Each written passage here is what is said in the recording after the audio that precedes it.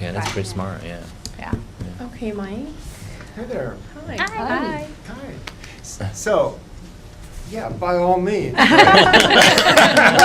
Let's Mike. get this started right. Yes. So, I'm Mike Jerbic. I'm a lecturer in the Department of Economics. I've been working here for 7 years doing that, and I teach the 100W writing class as one of the things I've been doing for about 6 years now. And I've also taught principles classes and cost-benefit analysis over the years. I'm in conjunction with that, or what I was before I became an academic or pseudo-academic, is that I've had a career in Silicon Valley as an engineer, software project manager, IT project manager, leader of international consortiums in information security, and other things. And what I've found is, for me, I like to work and publish in the area, in the intersection of law, technology, and markets. So that's kind of my area of interest. And economics has a lot to do with that. My technical background has a lot to do with that. My experience in Silicon Valley has a lot to do with that. And I bring all that into this concept of, quote, affordable learning. So I'm still looking for the box to, think out of in this, and which means I spin what I'm doing in independent study or integrating professional learning into the academic environment as a way of putting forward innovative programs that are low cost to the student to help develop them, and in my interest, professionally. And I have a lot of reasons for wanting to do that. And starting with this, that, why, I ask myself, why are students here? Most of the time, not all, but most of the time, they want to get a job. So if you want to engage with students, engage them with the purpose that they're here. Let me help you get a job. And I run my writing class that way. Okay, which means, in part, I will de-feature academic citation style and APA formatting for what I think you need to succeed in business, with clear business writing, clear thinking, analytic reasoning, and how you express it. Mm-hmm. So I'm willing to make some of those trade-offs in what I choose to teach. And I'm looking at this from my area of expertise, in Silicon Valley. So, how do we improve my department's students to compete and win jobs in Silicon Valley that, students are going to call good jobs? Okay? And to do that, I want to build industry support for this. Affordable is going to mean someone else is going to help pay the bills. And so affordable doesn't have to mean free, it means affordable to the student, and that's how I've defined affordability. This was for another audience, but we'll get your feedback too from you folks, and I know Krista's seen most of this. So, we look at the TEAM acronym. Let's integrate professional integrate professional learning into the academic curriculum. If we engage students with at their purpose to get a job, and then engage them further by contributing to real projects in industry, that's going to help them be far more competitive in the job market. And so that's how I view engagement, and what kind of drives me for that. I want to prepare students to be able to do something real while they're here. And then affordable, to me, we have to define the term. And to me, it has to be low cost to students, and quite frankly, it has to be in a way low cost to me. I am unwilling to reinvent everything, because my time is actually kind of valuable. Mm-hmm. So I have to be careful with how I spend it. And so the other thing is, don't be afraid to fundraise. Donors may support more than you think, especially if you have, a good, that's why we need to learn marketing. If you have a good proposal that resonates with what donors want to do, you may very well find support. So don't be afraid to do that. Materials. I'm looking to, as part of my material, students themselves. Let's get them working. They work cheap, so it's affordable to me. And, and they can produce things of value that we can reuse in the classroom. I'm having 2 projects that exemplify that I'm maybe new to you, that I'm rolling out this semester. And so that's kind of, the students can help develop your own is part of what my position is. This is our summary of what the integrated professional academic learning is all about. And what we want to do is reach people starting at the freshman, sophomore level to develop their professional skills in examples like resume writing, networking, planning and organization, project management. If we can help these students see, first of all, there's such a thing as project management, that everything isn't just a fire drill to be done the night before it's due. And second, that their degree here is a project to be managed in 4 years, that their semester is a project to be managed in 15 weeks, that we will help them improve their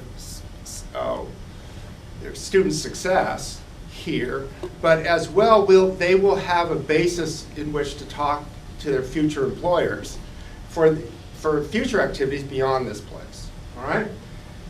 So we're looking to do that actually by using our resources. Our student material called our Econ Club is taking on outreaching to the freshmen, maybe starting in the fall.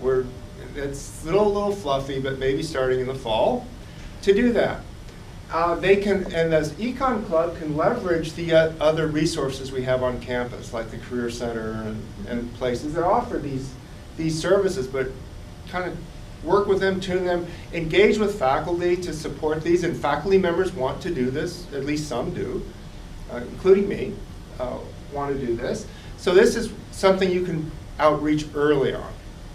The second phase is targeted at the upper division students, where we'd like to work. I want to target certain skill development, and faculty can do this for whatever turns them on, right? So whatever your own desire is, whatever your own expertise is, subject matter expertise, help develop students to be professionally adept at that.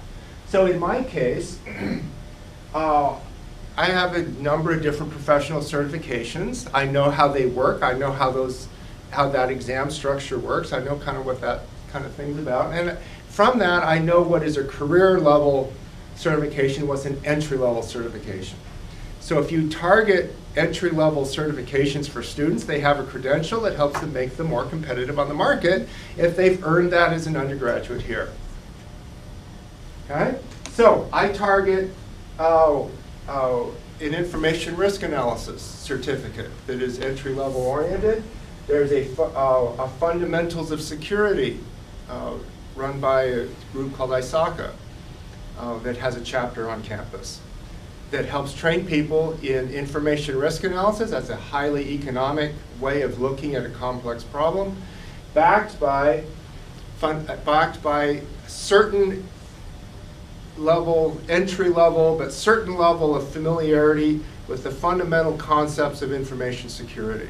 That employers have directly told me, if your graduates had that, we would want to interview them. We would want to talk to them and hire them. So getting that kind of feedback from industry says you're likely doing something if you can produce this. I've told people before, as an engineer, I develop products, I develop computers or components of computers and things for people. My product, and I designed them. I designed, developed, documented, and released them to manufacturing. I simply have changed my product from tangible products to people. Okay? Same thing. Tell me the spec, let me build to the spec. Okay? Project management is something, there's an entry-level project management certificate we could teach to, and I'm looking to do that through the local Project Management Institute chapter to help get some support there. And some other things, certain companies like NVIDIA that is the leader in deep learning or artificial intelligence, has online tools available at no cost that their VP of External Affairs has told me if people had these skills, we would want to talk to them and hire them. As well, I'm certified in enterprise architecture. I'm not sure it's on the list for certain interest groups that I talk to this to, but not sure that that's terribly appropriate for economics, but quite honestly, it's it's a very good way of looking at business and technology, the intersection of business and technology. And finally, in phase 3, if you've got kind of a credential here, right, now I can work with you over there to introduce you to industry. Because now you're like qualified. You're kind of now part of a club, at least you're going to be given the benefit of the doubt, okay? And I mentor them. It's not that I throw them in. I'm managing a project that they're going to be the prime mover doing the work on. Okay, low cost to me. Student materials are free. Okay, affordable learning and engagement, right? So what am I looking to do? Something practical, something that gives students industry visibility. Okay, by participating, these people are working side by side on global project teams, on conference calls at 8 a.m. in the morning to advance something, to accomplish something with an industry standards association, for example. Okay? So these are kind of mentored work, collaborating, writing projects, maybe research, maybe developing an open source tool that I would use in the classroom and that the rest of the world would use in the classroom, that industry would use in training rooms and the like. Okay? That's the vision here. Okay? So far, results. We've been doing this since really the summer, but let's call it January of last year. We'll say this has been going on for about a year. We've had the FAIR Institute is a local chapter of information risk professionals of the global organization that was spun up a year and a half ago. The FAIR Institute, we had 2 on-campus meetups where industry and students come together. From what I'm told, if you get about 20 students coming to an econ club type meeting, that's a good turnout. We've done that with about 8 industry people. And we will go to dinner afterwards to continue the conversation. Okay? We've done that twice. We're starting to build an institution. We will have one FAIR Institute meetup of the local practitioners on campus every semester. And the econ club runs that, organizes it, gets the room, and so on. Okay? I host a FAIR certification seminar since 2014 when I started that. I have now 10 certified students from that time. And more, I should be getting more, but they flake on me. They don't go and certify themselves on the back end. Even though the open group that owns the certification and certifies students gave to this university 10 vouchers for a $350 certification fee. And they still don't do it. I know. But I'm working with them on that. But the point is, industry supporting this. We spun up, we are now open group members that our department is. We can participate on open group projects as a university, and we are. And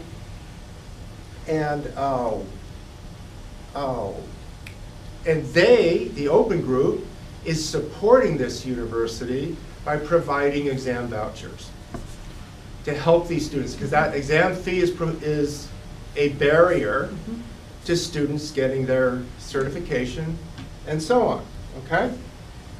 Projects, remember the projects part? Well, we've actually have 2 of them that are close to being published or finished.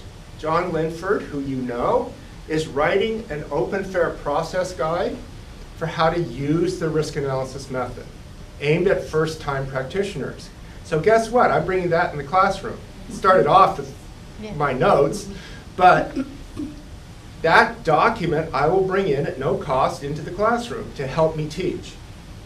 Okay? Actually, my students are going to get access to a draft of it that's in company review at the open group, and they're going to do a writing project based on that document. And, you know, with that engaged class, we'll see if I also get some good comments, right, of how we should, before we change it, before we publish it. But that should be published in the next couple months.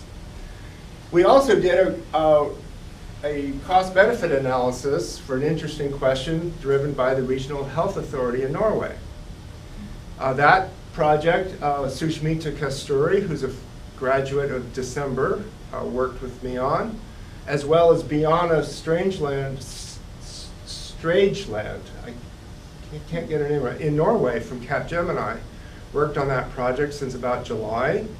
That will result in being an appendix to this process guide and a standalone white paper. So Sushmita is going to have her name as a co-author on an open group published standalone white paper. I saw the draft of that yesterday. It's going to get published in the next couple months or so.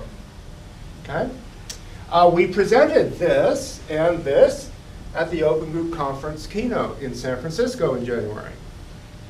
So we have students on stage presenting work in front of an industry audience locally. Just kind of the stars aligned that conference happened to be hosted in San Francisco, so it was easy. Okay? And we had, in the open group, extended free passes to all of the students who were in my winter certification seminar. So we had about 6 or 8 students come and see this presentation at the hosting of the open group, who also extended their evening event, member evening event, to those students, where they got to go to Adobe's Innovation Place and have dinner and talk and have fun with industry professionals. Okay? I started up an independent study program for 2 students to study those cybersecurity fundamentals. Okay? And we're putting this risk analysis method on an Excel spreadsheet so that everyone can get access to it more easily. I have one of my current students working on that and driving that. Okay? This will also get into my class, as it will in a whole lot of other people's classrooms, because the Fair Institute wants this, its academic members wants this to teach in their classes too. So San Jose State's now being seen as a leader in innovating in the area of how to teach these kinds of methods to students. All right? We're near committed to a quantitative conference, risk analysis conference on campus in the fall. We're going to take the ballroom in the student union for a day, invite industry, have a set of speakers, and have a conference on risk. Hosted by and driven by Economics Club students, because after all, I need it affordable to me. Okay, and they work for free. Okay? But I'd like that to be a fundraiser as well. So we're going to charge admission for industry guests and so on. That's, we need to be able to pay our bills too.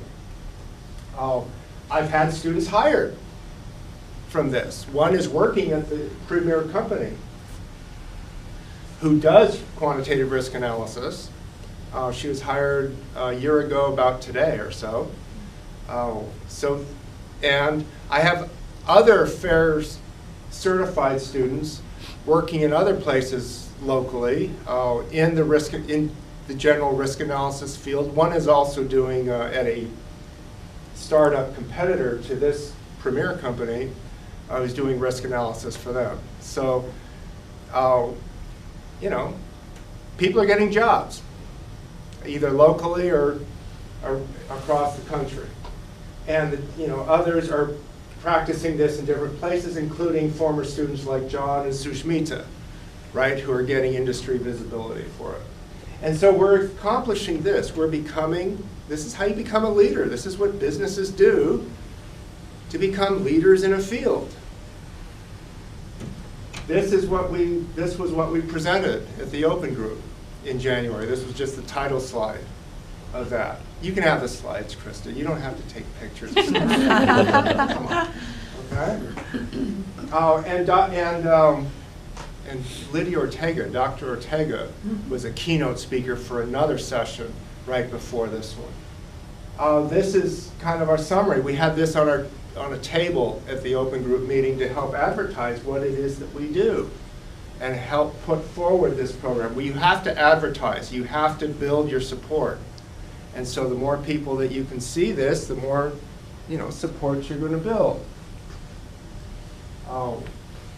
These are some pictures of that event where here we have, you'll remember this guy, Dr. Ortega, who is another keynote speaker, Sushmita Kasturi, and this is Ava Kuiper from HP Enterprise, who is part of the team that's been working with us on this.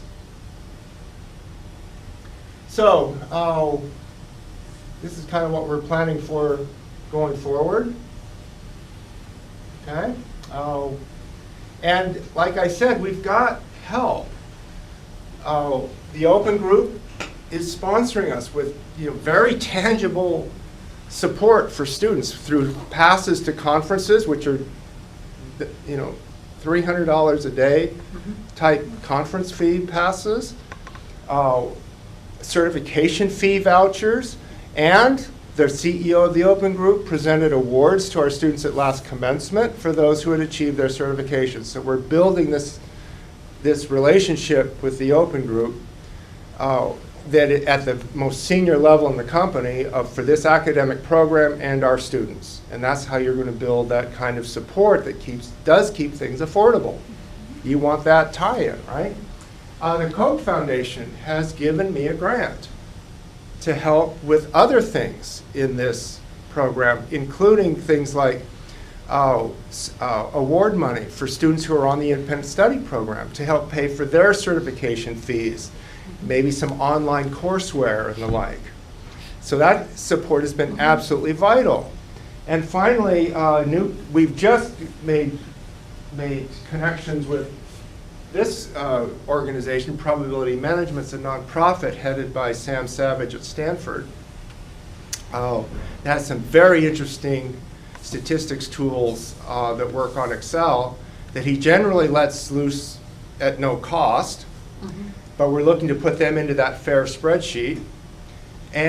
But more importantly, we're looking to build that community into the department because Sam and his group are doing economic-based quantitative risk analysis for PG&E, Lockheed Martin, other people around, and I want to be part of that. I want our department to be part of that, and I want to build the expertise in our students to be part of that as well. So these are all, student engagement activities based upon industry standards, low cost, semi-freely available things, but with industry support.